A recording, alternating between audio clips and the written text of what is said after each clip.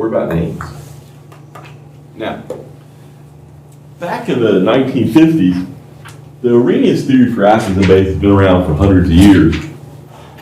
Back in about the 50s and 60s, a couple of guys by the name of Bronsted and Lowry came along, and they decided, well, that theory for acids and bases is nice, but it's kind of restrictive, and it doesn't explain the entire nature of an acid or a base. We need to be able to show some stuff with acids and bases that you can't explain by Arrhenius. Because there are some things when you look at the formula, and we're going to talk about this in just a second.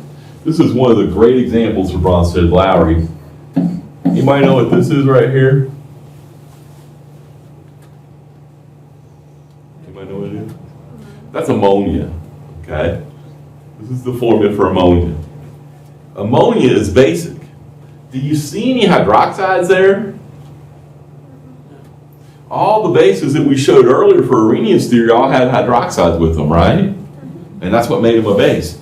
There's no hydroxides here with this ammonia, is there? So how do you know if that's a base? And that's what Bronsted and Lowry came along to explain. Okay. So let's look at what Bronsted and Lowry say. They say that an acid is any substance that donates hydrogen ions, H+. And a base is any substance that accepts hydrogen ions. Okay? So the two are opposites, right? Acids donate, bases accept. Kind of like a marriage, right? Somebody's got to go to work, get a job, earn money, they bring it home, give it to the spouse. That's the situation I'm looking for, right? I stay home, my spouse works, I just stay home, get the money, collect it. That works good for me. Does that work for anybody else? Works great, right? I don't think I'll ever have that. But that's what we have here, okay? The acid always donates a hydrogen ion. The base always accepts a hydrogen ion. Now, remember we said that this is hydrogen chloride, and under Arrhenius theory, it's an acid. It's still an acid under Bronsted-Lowry theory. Bronsted-Lowry is capable of explaining things like this. Here we have hydrogen chloride. It gives that hydrogen ion to the water. Therefore, water is accepting the proton. Water is a base now. Hydrogen chloride acts as an acid, gives up a hydrogen ion. Water accepts a base. Over here, water forms H3O+. H3O+ is called the hydronium ion. Okay, it has a special name, hydronium ion. This is water with an extra hydrogen ion on it. Okay, everybody sees that? We're good? All right, well, let's explain some bases then. Here's our friend ammonia, and we said there's no hydroxides on this ammonia. So how do you know it's a base? Well, now watch what happens. Water loses one of its hydrogen ions, and that goes to the ammonia molecule. And now you form the ammonium ion and hydroxide ions. So ammonia is accepting a proton, therefore it is a base. And now water in this case acts as an acid. Remember before, water acted as a base here. Now water's going to act as an acid. And then some of you are probably saying, whoa, how do I know when water's going to act as an acid or a base? Is that a fair question? Mm-hmm. Depends upon what you have with it. Anybody have any friends in here that they kind of act like whoever they're around, that's who they act like, right? They want to try to make everybody happy. Well, that's what water does. If you put an acid in water, water goes, okay, well, I got an acid here, so I'll be a base. Well, if you put a base in water, water goes, okay, I'll be an acid. It's trying to make everybody happy.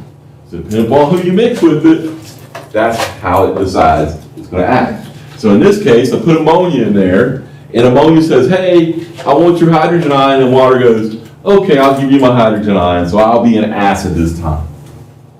Now look here at this relationship. Let's erase this. Oop, come on.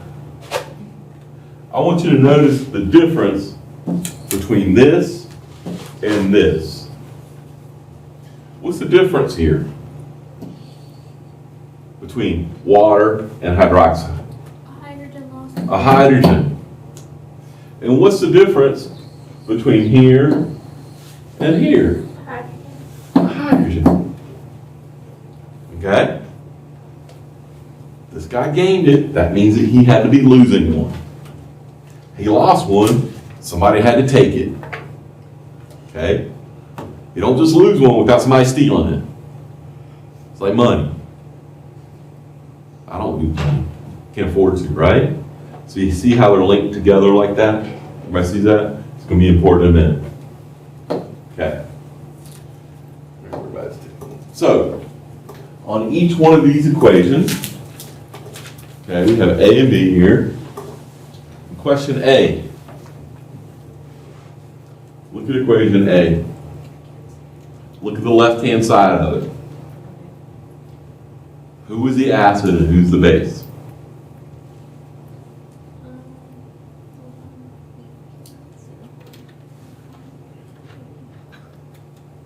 Thank you.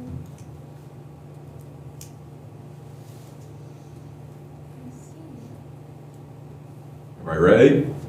In equation A, is water acting as an acid or a base? Base. It's acting as a base, isn't it? Yes.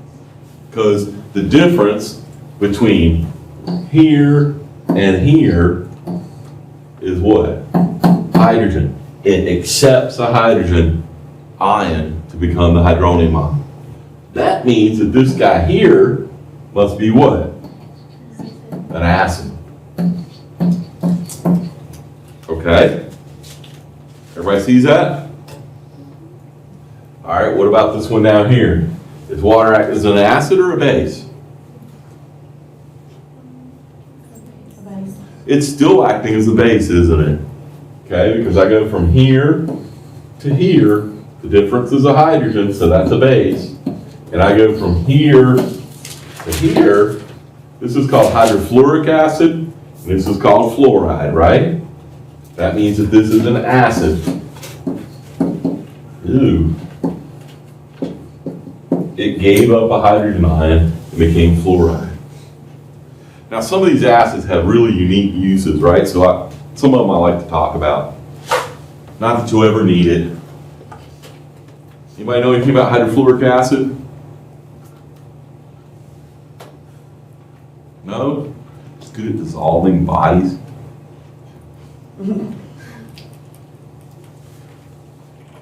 Takes a little bit of time, but it works.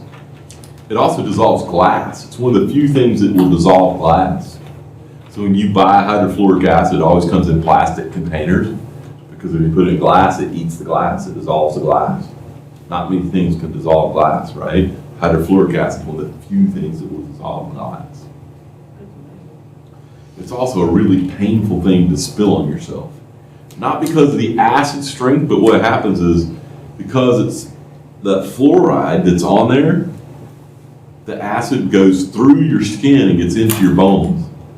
And even though fluoride is good for your teeth in small amounts, right? Makes teeth strong, in high dosages like this, it'll make your bones really brittle.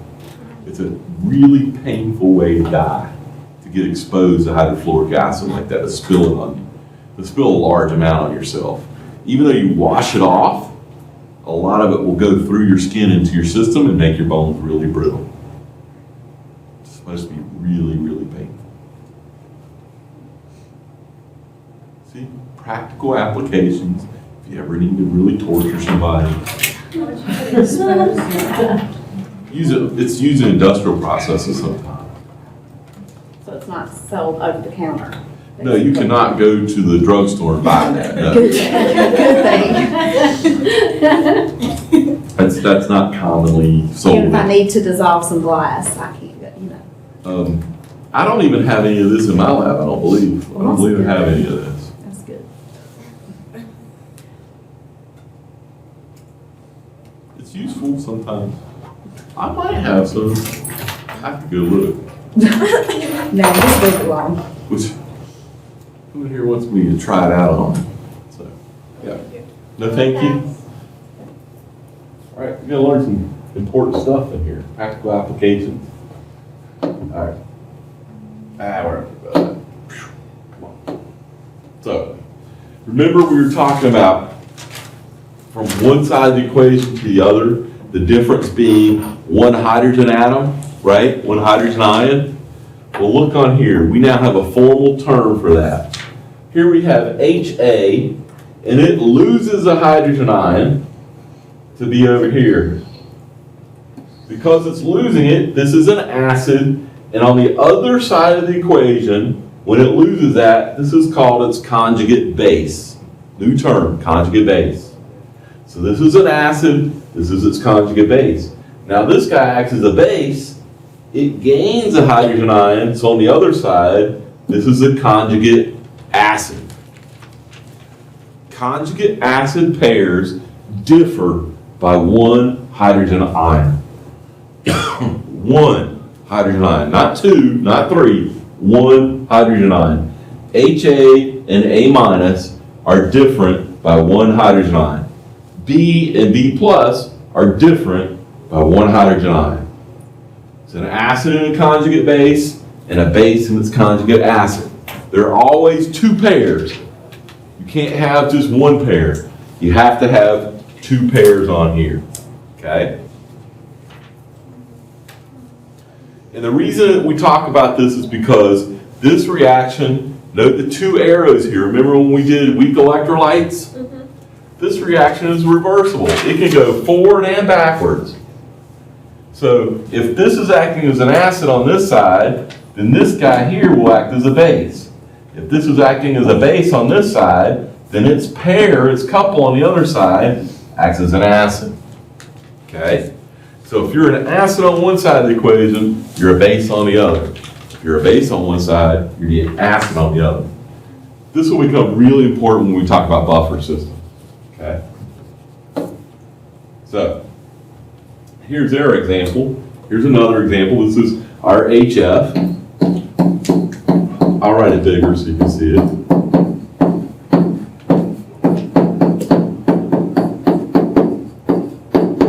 Here we have hydrofluoric acid.